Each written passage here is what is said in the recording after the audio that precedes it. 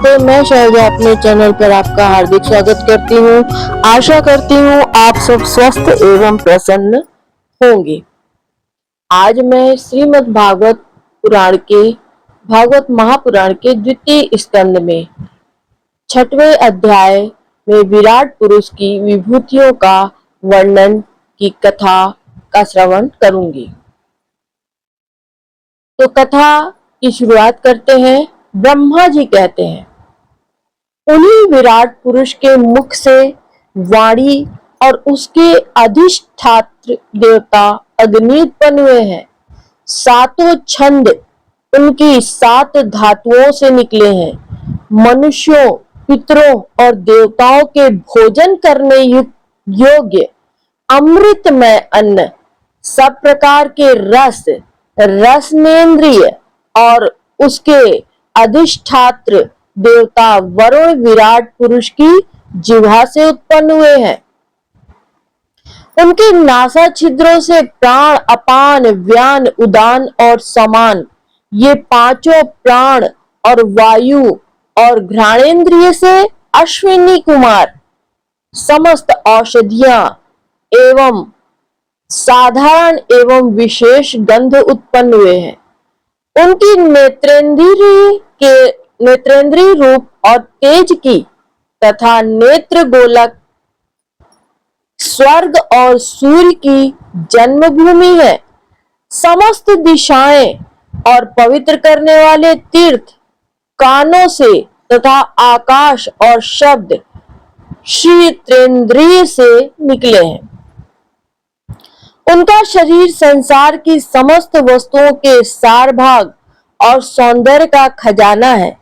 सारे यज्ञ, स्पर्श और धातु उनकी त्वचा से निकले हैं। उनके रोम सभी उद्भिज पदार्थों के जन्म स्थान है, अथवा केवल उन्हीं के जिनसे यज्ञ संपन्न होते हैं। उनके केश, दाढ़ी, मूछ और नखों से मेघ, बिजली, शिला और लोहा आदि व धातुएं तथा भुजाओं से प्रायः संसार की रक्षा करने वाले लोकपाल प्रकट हुए हैं। उनका चलना फिरना भुवः स्वः तीनों लोकों का आश्रय है। उनके चरण कमल प्राप्त की रक्षा करते हैं और भयों को भगा देते हैं तथा समस्त कामनाओं की पूर्ति उन्हीं से होती है। विराट पुरुष का लिंग जल, वीर्य, सृष्टि, मेघ और प्रजापति का आधार है तथा उनकी जननेन्द्रिय मैथुन जनित आनंद का उद्गम है।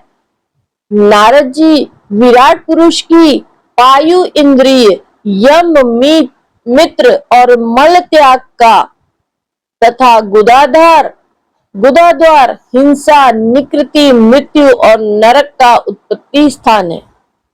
उनकी पीठ से पराजय, अधर्म और अज्ञान, नाड़ियों से नद नदी और हड्डियों से पर्वतों का निर्माण हुआ है। उनके उदर में मल मूल प्रकृति रस नाम की धातु तथा समुद्र समस्त प्राणी और उनकी मृत्यु समाई हुई है।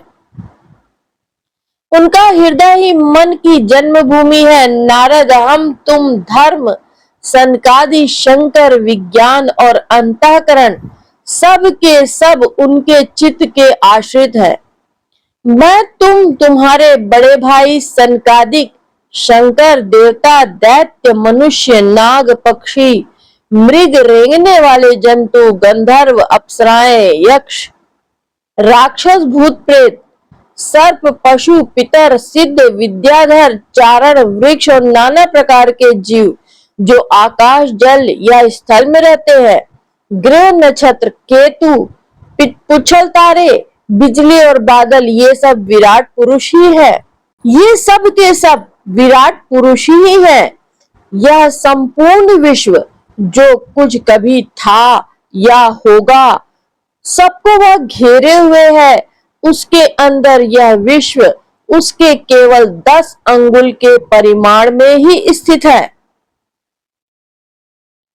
जैसे सूर्य अपने मंडल को प्रकाशित करते हुए ही बाहर भी प्रकाश फैलाते हैं, वैसे ही पुराण पुरुष परमात्मा भी संपूर्ण विराट विग्रह को प्रकाशित करते हुए भी अपने बाहर भीतर सर्वत्र एक रस प्रकाशित हो रहा है। मुनिवर, जो कुछ मनुष्य की क्रिया और संकल्प से बनता है उससे वह परे है और अमृत एवं अभय पद मोक्ष का स्वामी है। यही कारण है कि कोई भी उसकी महिमा का पार नहीं पा सकता। संपूर्ण लोग भगवान के एक पाद मात्र अंश मात्र हैं तथा उनके अंश मात्र लोकों में समस्त प्राणी निवास करते हैं। भूलोक, भुवरलोक और स्वरलोक के ऊपर महरलोक है, उसके भी ऊपर जन तप और सत्य लोकों में क्रमशः अमृत, क्षेम एवं अभय का नित्य निवास है। जन, तप और सत्य, इन तीन लोकों में ब्रह्मचारी, वानप्रस्थ एवं सन्यासी निवास करते हैं। दीर्घकालीन ब्रह्मचर्य से रहित गृहस्थ भूलोक, भुवरलोक और स्वरलोक के भीतर ही निवास करते हैं। शास्त्रों में दो मार्ग बतलाए गए हैं, एक अविद्या रूप कर्म मार्ग जो सकाम पुरुषों के लिए है, दूसरा उपासना रूप विद्या का मार्ग जो निष्काम उपासकों के लिए है। मनुष्य दोनों में से किसी एक का आश्रय लेकर भोग प्राप्त करने वाले दक्षिण मार्ग से अथवा मोक्ष प्राप्त कराने वाले उत्तर मार्ग से यात्रा करता है, किंतु पुरुषोत्तम भगवान दोनों के ही आधारभूत है। जैसे सूर्य अपनी किरणों से सबको प्रकाशित करते हुए भी अलग है, सबसे अलग है, वैसे ही जिन परमात्मा ने इस अंड की और पंचभूत एकादश इंद्रिय एवं गुणमय विराट की उत्पत्ति हुई है, जिनसे वे प्रभु भी इन समस्त वस्तुओं के अंदर उनके रूप में रहते हुए भी उनसे सर्वथा अतीत है। जिस समय इस विराट पुरुष के नाभि कमल से मेरा जन्म हुआ, उस समय इस पुरुष के अंगों के अतिरिक्त मुझे और कोई भी यज्ञ की सामग्री नहीं मिली। ब्रह्मा जी कहते हैं, तब मैंने उनके अंगों में ही यज्ञ के पशु, यूप, स्तंभ, कुश, यह यज्ञ भूमि और यज्ञ के योग उत्तम काल की कल्पना की। ऋषि श्रेष्ठ, यज्ञ के लिए आवश्यक पात्र आदि वस्त्रें, जौ, चावल आदि औषधियां, घृत आदि स्नेह पदार्थ, 6 रस, लोहा, मिट्टी, जल, त्रिक, यजु, साम, चातुर्होत्र, यज्ञों के समान, यज्ञों के नाम, मंत्र, दक्षिणा, व्रत, देवताओं के नाम, पद्धति, ग्रंथ, संकल्प, तंत्र, अनुष्ठान की रीति, गति, मति, श्रद्धा, प्रायश्चित और समर्पण, यह समस्त यज्ञ सामग्री मैंने पुरुष के अंगों से ही इकट्ठी की है, विराट पुरुष के अंगों से ही इकट्ठी की है। इस प्रकार विराट पुरुष के अंगों से ही सारी सामग्री का संग्रह करके मैंने उन्हीं सामग्रियों से उन यज्ञ स्वरूप परमात्मा का यज्ञ के द्वारा यजन किया। तदंतर तुम्हारे बड़े भाई इन 9 प्रजापतियों ने अपने चित्त को संपूर्ण समाहित करके विराट एवं अंतर्यामी के रूप से स्थित उस पुरुष की आराधना की। इसके पश्चात समय समय पर मनु, ऋषि, पितर, देवता, दैत्य और मनुष्यों ने यज्ञों के द्वारा भगवान की आराधना की। ब्रह्मा जी कहते हैं, नारद, ये संपूर्ण विश्व उन्हीं भगवान नारायण में स्थित है, जो स्वयं तो प्राकृत गुणों से रहित है, परंतु सृष्टि के प्रारंभ में माया के द्वारा बहुत से गुण ग्रहण कर लेते हैं। उन्हीं की प्रेरणा से मैं इस संसार की रचना करता हूँ। उन्हीं के अधीन होकर रुद्र इसका संहार करते हैं और वे स्वयं ही विष्णु के रूप से इसका पालन करते हैं, क्योंकि उन्होंने सत्व, रज और तम की 3 शक्तियां प्राप्त कर रखी हैं। बेटा, जो कुछ तुमने पूछा था उसका उत्तर मैंने तुम्हें दे दिया। भाव या अभाव, कार्य या कारण के रूप में ऐसी कोई भी वस्तु नहीं है जो भगवान से भिन्न हो। ब्रह्मा जी कहते हैं, प्यारे नारद, मैं प्रेम पूर्ण एवं उत्कंठित हृदय से भगवान के स्मरण में मग्न रहता हूँ। उसी से मेरी वाणी कभी असत्य होती नहीं दिखती। मेरा मन कभी असत्य संकल्प नहीं करता। मेरी इंद्रियां भी कभी मर्यादा का उल्लंघन करके कुमार्ग में नहीं जाती। मैं वेद मूर्ति हूँ। मेरा जीवन तपस्या में है। बड़े बड़े प्रजापति मेरी वंदना करते हैं और मैं उनका स्वामी हूँ। पहले मैंने अपनी निष्ठा से योग का सर्वांग अनुष्ठान किया था, परंतु मैं अपने मूल कारण परमात्मा के स्वरूप को नहीं जान सका, क्योंकि वे तो एकमात्र भक्ति से ही प्राप्त होते हैं। मैं तो परम मंगलमय एवं शरण आए हुए भक्तों को जन्म मृत्यु से छुड़ाने वाले परम कल्याण स्वरूप भगवान के चरणों को ही नमस्कार करता हूँ। उनकी माया की शक्ति अपार है।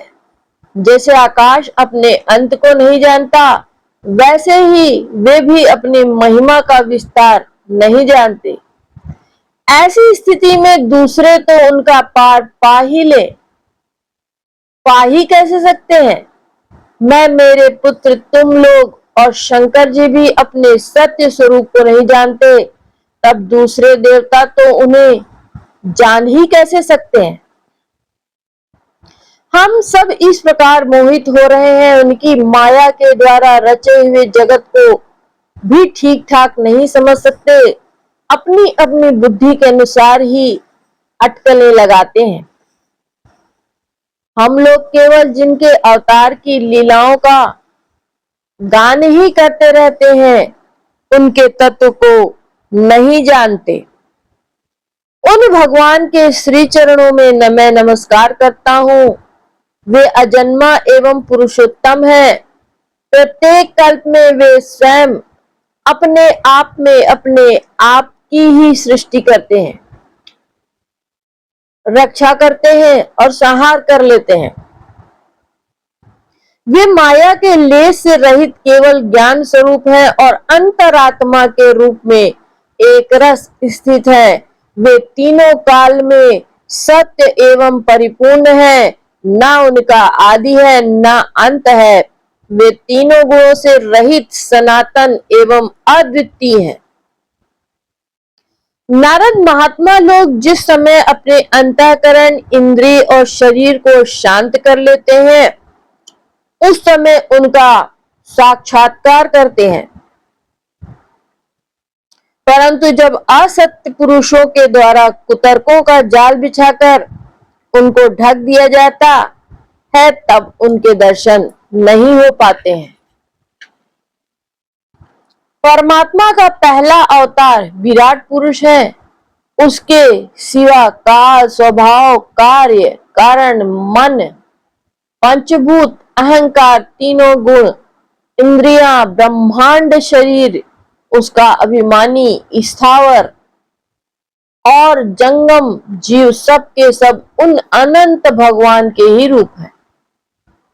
मैं, शंकर, विष्णु, दक्ष आदि ये प्रजापति, तुम और तुम्हारे जैसे अन्य भक्तजन, स्वर्ग लोक के रक्षक, पक्षियों के राजा, मनुष्य लोक के राजा, नीचे के लोकों के राजा, गंधर्व, विद्याधर और चारणों के अधिनायक, यक्ष, राक्षस, सांप और नागों के स्वामी, महर्षि, पितृपति, दैत्येंद्र, सिद्धेश्वर, दानवराज और भी प्रेत, पिशाच, भूत, कूष्मांड, जल जंतु, मृग और पक्षियों के स्वामी एवं संसार में और भी वस्तुएं, जितनी वस्तुएं ऐश्वर्य, तेज, इंद्रिय बल, मनोबल, शरीर बल या क्षमा से युक्त है, अथवा जो भी विशेष सौंदर्य, लज्जा, वैभव तथा विभूति से युक्त है, एवं जितनी भी वस्तुएं अद्भुत वर्ण वाली हैं, रूपवान या अरूप है, वे सब के सब परम तत्व में भगवत तत्व रूप ही है।